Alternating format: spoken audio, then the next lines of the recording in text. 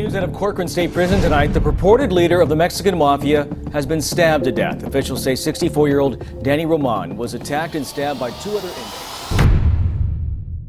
On Wednesday, June 10th, 2020, inside the yard of the Substance Abuse Treatment Facility in Corcoran, California, an old man walked out into the morning like he had 1,000 mornings before. He was 64. He had a mustache he never shaved. At 10:44, two fellow inmates closed in on him. Homemade knives came down on his face and his body, one strike after another. By 11:11, he was dead in the prison's medical unit. The man who just died had run South Los Angeles for 35 years from behind bars. His name was Danny Roman, known on the streets of South LA and inside California's prison system as Popeye. He was one of roughly 140 carnales in the Mexican Mafia. Full members, made for life, membership terminated only by death. And he was not Mexican. He ran a piece of Los Angeles for 35 years without ever walking outside a prison wall, and the empire he built there answered to a phone he never held and a set of streets he never walked. In this video, we're going to find out how a Puerto Rican man climbed to the top of an organization that once tried to lock people like him out entirely, and why that same line, 35 years later, is the thing that came back and killed him. Before we get into this, drop a like and tell me in the comments what city you're watching from. Let's see how far this story travels. 35 years before that yard in Corcoran, this story started somewhere else. Folsom State Prison, 1985. By then, the Mexican Mafia had already spent decades turning California's prison system into its own territory. Membership was for life. It had one exit, and that exit was a body bag. The organization controlled the yards, and through the yards, it controlled a large share of Latino street gangs across Southern California once its members went home or sent word out. Danny Roman walked into the room where the Mexican Mafia made its members. He was not Mexican. He was Puerto Rican, in an organization built almost entirely around Mexican-American gang culture, in a system that had never had to answer the question of what to do with someone like him. Two senior carnales objected. According to Rene "Boxer" Enriquez, a former high-ranking member of the Mexican Mafia who was inducted the same year as Danny, the objection came from Ernest Kilroy Roybal, one of the organization's founding members, and another senior carnal known as Beto. They tried to push through a rule in 1985 that membership required being Mexican. The rule existed, according to Enriquez, for the specific purpose of keeping Danny Roman out. Months passed with the question unresolved. Enriquez, who walked the yard with him during that period and called him a friend, later described the frustration on Danny's face during that stretch. A man waiting to find out if the country his family came from was going to end his career inside California's prison system before it started. In an organization where a bad vote could mean death, waiting for other people to decide whether you qualified for membership was not a light thing to carry across a yard for months on end. Danny did not back down. The rule never became policy. He was made. An organization that ran its entire hierarchy on bloodline and bloodshed almost changed its own rule book just to keep one man off the roster. It didn't work. That failure would follow him for the rest of his life, in ways nobody in that room could have predicted. The day he won that vote, a clock started running. It would take 35 years to run out. To become a made man, a prospect had to carry out a hit. There was no other application process, no probation period, no committee review beyond the one that had just tried to disqualify him for his birthplace. According to Enriquez, Danny's hit was brutal even by the standard of the organization. He went into another inmate's cell with a homemade weapon prison people call a bone crusher, stabbed the man in the mouth, and knocked out his teeth in the process. Enriquez, who was there, remembers what came after more than the hit itself. He calls Danny a warrior's warrior, a man you could count on in a fight, and not for much else, in a room full of men deciding who got to keep living. He was better at violence than he was at politics. In an organization run entirely on politics, that gap would cost him for the rest of his life. Danny had already been off the streets for a year by then. He was convicted of first-degree murder in Los Angeles County the year before. The sentence was life without the possibility of parole. On January 11, 1985, California's prison system took custody of him. He was 29 years old. His daughter Vianna was 9. He would eventually end up in the special housing unit at Pelican Bay State Prison, 700 miles north of Los Angeles, a supermax facility built specifically to isolate the most dangerous gang leaders in the state from the organizations they ran. The state's theory was straightforward. Put enough distance and enough concrete between a man and his network, and the network falls apart on its own. Inside that unit, no rival could reach him, and no local police department could touch him. He was safer there than he had ever been on the street. He had nothing but time and a phone list, and prison visiting hours turned out to be enough of a supply chain. The state built Pelican Bay to cut Danny Roman off from the Mexican Mafia. Instead, it accidentally gave him an office. He kept regular hours. He just never had to commute. He needed someone he could trust completely to be his voice on the outside, and he chose his own daughter. Vianna Roman was 9 years old when her father went to prison for life. She grew up visiting him in a room with cameras in the ceiling. By the 2010s, she was running the Harpys gang as its day-to-day leader, known to the members under her as Prima. Her husband, Aaron Soto, ran alongside her. Manuel Valencia served as shot caller, enforcing orders on the street. A member named Edgar Gonzalez represented Danny's interests inside a state prison in Arizona. Once a month, Vianna made the drive up to Pelican Bay. Father and daughter spoke through glass, on camera, inside a room built for the state to watch them. That was the entire problem the state could never solve. You can record a conversation you don't understand. Dile cuando le platico yo de quién, ¿qué? Sí, acá le pongo. A la película para que sepa. Okay, I gotta do the appeal. Investigators later noticed something else on the surveillance footage. Danny made a trigger-pulling gesture with his finger whenever he mentioned a person named Minnie. Enriquez was brought in by the FBI and LAPD specifically to help decode that footage, reading a father's hand gestures the way a translator reads a language nobody else in the room understands. Vianna did not simply carry messages. Wiretaps caught her personally ordering extortion against shopkeepers and street vendors and complaining when gang members underpaid what they owed her father. In a world of men who built their reputations on machismo, the person everyone in South LA answered to on a given week was frequently a woman relaying instructions from behind a pane of glass. The headquarters for all of this was a tortilla and meat shop on Compton Avenue called Vianna Tortilleria y Carniceria. On the street, people just called it the meat shop. On the 25th of every month, Danny's collectors gathered $5,000 to $6,000 from 15 different gangs across South Los Angeles and delivered it there. According to an affidavit filed by LAPD detective Richard Jaramillo, informants told police that people were tortured, assaulted, and killed inside that shop, in the same space where food was prepared for sale. Customers walked in for tortillas. Members of gangs Danny controlled walked in to hand over cash. People behind on payments walked in and, sometimes, didn't walk out. The shop kept its business hours through all of it.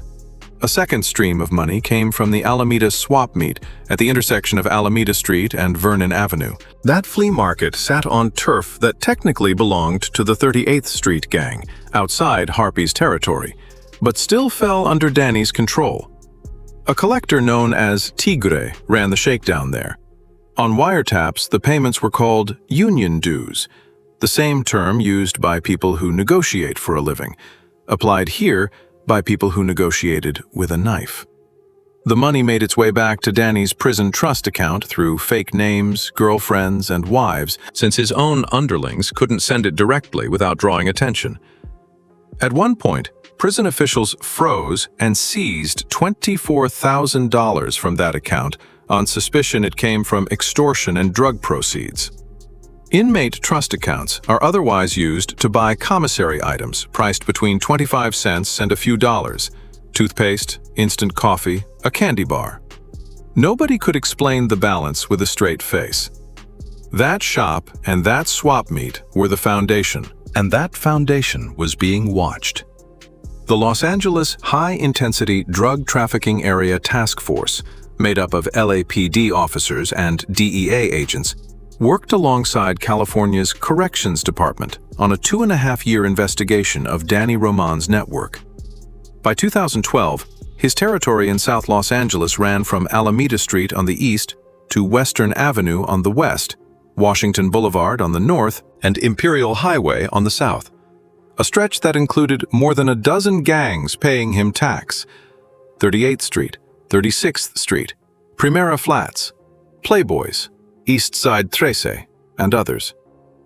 This is what South LA looked like when a man sitting in a cell at Pelican Bay was giving the orders. The federal indictment, filed December 6, 2012, laid out specific acts.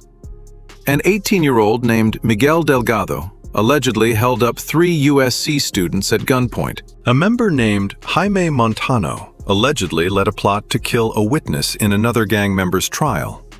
The organization moved methamphetamine, cocaine, crack cocaine, and heroin across the territory it controlled, along with robberies, assaults, and killings tied back to the tax structure Danny had built from his cell. The indictment charged 60 counts under federal racketeering law against 29 defendants. Investigators seized roughly 8.5 pounds of methamphetamine, half a pound of heroin, a pound of cocaine, 23 pounds of marijuana, and 22 firearms. 18 defendants were arrested in a single morning, while 8 others were already sitting in state custody on other charges by the time the indictment landed. The federal government named the investigation Operation Roman Empire, after a man they had decided not to prosecute. Prosecutors decided that charging Danny Roman would have been redundant. He was already serving life without parole for a 1984 murder. He was named in court documents as an unindicted co-conspirator, a man the government said ran the operation without ever facing new charges for it. The task force built a case against an empire and named the whole operation after the one man they never had to put on trial. In the end, what actually brought the empire down wasn't a drug shipment or a gun. It was Vianna's own voice on a wiretap, saying out loud what a smarter organization would have kept off any recorded line. Vianna Roman pleaded guilty in May of 2014 to racketeering, narcotics, and weapons charges, admitting under oath that she had acted as her father's proxy on the street, carrying out his orders while he controlled the Harpys and other gangs from prison. On March 23, 2015, U.S. District Judge R. Gary Klausner sentenced her to 15 years, 180 months, in federal prison. She served her time at a federal facility in Victorville, California. Manuel Valencia pleaded guilty to racketeering and drug trafficking and received 27 years. Aaron Soto received 6. Edgar Gonzalez faced up to 20 for representing Danny's interests out of state. Across the full racketeering case, 25 of the 29 defendants were convicted and sentenced. 3 remained fugitives. Charges against one more were dropped after he was separately convicted of first-degree murder in state court. Danny Roman was still at Pelican Bay. He was still a carnal. He had built an operation that ran for years without his own name appearing on a single federal charge. Now he sat in the one cell prosecutors could never touch, watching them dismantle almost everyone who worked for it. He had just lost both his income and his standing. Inside the Mexican Mafia, respect functions as currency. The one asset a life sentence can't insulate you from losing. With the money cut off and his daughter behind bars, the tone inside the organization started to shift. Police wiretaps caught a conversation between two Mexican Mafia members, Danny Boy Pina, and another man known as Snoop. But here's the thing now. See, now I'm battling for it because Popeye's trying to blast a whole bunch of people. Well, people that might get. That's what I told him. I told him, don't do that. He's threatening everybody. I said, don't. That he had gotten difficult to work with and needed to be voted out. The other pushed back a little, arguing that patience was called for and that people should not go around acting alone. But the direction of the conversation was clear enough. Enriquez has called this recording the genesis of the campaign that eventually got Danny killed. Not a single decision made in an afternoon, but a current that had been building underneath him for years and finally found two people willing to talk about it out loud. The resentment over his being Puerto Rican never fully went away. It followed him from Folsom in 1985 to that wiretap decades later. Enriquez has said plainly that Danny was politicked against from the moment he tried to get in, and that campaign never really stopped. It just changed shape over 3.5 decades. From a rule about who could join to a private conversation about who should be removed. Enriquez put it another way. The man was stubborn enough that even his mustache never got cut. He wore the same look for 35 years and the same posture, and he never gave the people working against him the satisfaction of watching him change. Danny was a man who protected his crew and expected the same in return. And by most accounts, he got it. The Harpys stayed loyal to him to the end. But loyalty on the street does not translate to votes inside a room of carnales deciding whether a man has become more trouble than he's worth. Around 2012, Enriquez, by then out of the organization himself, cooperating with law enforcement. It's me, Rene, 11 years later, and I gotta tell you, I'm pretty damn happy. You know, I know that you're facing... He made similar videos for other members he had once called friends, hoping at least one of them would take the exit he had found. In Danny's video, Enriquez urged him to leave the Mexican Mafia, told him plainly... She's facing a life sentence. By making a decision now to assist her daughter, just by walking away from the organization, you can do a great deal for her. He told Danny that leaving does not erase who a man is to the people who know him. It just stops feeding a machine that had taken enough. Danny watched it. Danny stayed. Enriquez remembers him in his last years at Pelican Bay as angry, bitter, the weight of it written on his face where it never used to be. The joking, easygoing man Enriquez had walked the yard with in the 1980s had become someone harder to be around. Worn down by decades of exactly the kind of internal politics that had tried to keep him out in the first place. He chose, in Enriquez's words, to die on his shield. He knew it was coming, and by the end, he had known it was coming for a long time. Years in the making, as Enriquez put it. The campaign against Danny Roman started the day he walked into that induction room at Folsom, and it never really ended until the day it worked. In his final years, Danny was transferred from Pelican Bay down to the substance abuse treatment facility at Corcoran in California's Central Valley. That is the yard from the start of this video. Wednesday, June 10th, 2020, 10:44 in the morning. Two men closed in on him. Both were already serving life sentences of their own with nothing left to lose. One was Raul Alvarado, 47 years old, known on the inside as Spy, a Mexican Mafia member out of the Lenox area of Los Angeles. He had been in state custody since February 15, 1994, serving a life sentence for second-degree murder. The other was Edward Cisneros, 31, in state custody since May 28, 2013, serving a life sentence for attempted first-degree murder. They used 2 homemade knives, striking his face and body enough times that there was no question of intent involved. Staff gave orders to stop, restrained both men, and called 911. Emergency first aid began on the yard and continued as Roman was rushed to the prison's medical facility. It was not enough. At 11:11 that morning, he was pronounced dead. Both inmates were placed in segregated housing, while the Kings County District Attorney's Office opened an investigation.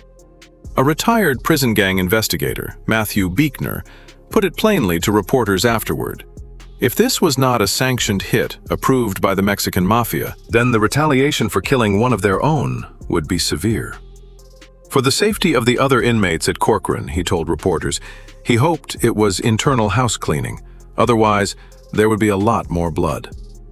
A spokesman for the U.S. Attorney's Office in Los Angeles, the same office that had built the case against Danny's own daughter years earlier, declined to comment on his death. No retaliation followed, at least none that surfaced. Whatever answer that silence gives, the organization that once argued for months over whether to let him in, ultimately decided, without a vote anyone made public, that it was finished with him. Danny Roman won that vote at Folsom in 1985. He spent the next 35 years proving he belonged there, and by most measures, he did. He ran 15 gangs from behind a fence he never crossed. He turned his own daughter into his voice on the street. He turned a tortilla shop into a bank. Men who never met him in person paid taxes to him for years without knowing what he looked like. The rule that tried to keep him out in 1985 was never written down anywhere official. It didn't have to be voted into policy to do its work. It just had to sit there, unresolved, for 35 years, waiting for the right two men on a wiretap to pick it back up. Vianna Roman is out of prison now. She's rebuilding a life of her own on the outside. Her father spent 35 years building something for her, and in the end, none of it kept either one of them safe. If this story made you stop and think, hit the like button. That is how YouTube decides to show this to more young people who might be hearing the wrong voices right now. Drop your city in the comments. Every comment tells the algorithm this story matters. And if you are watching on your phone, hit the hype button below the video. Hype only works on mobile, and it is the fastest way to get this in front of someone who needs to hear it before they make a decision they cannot take back.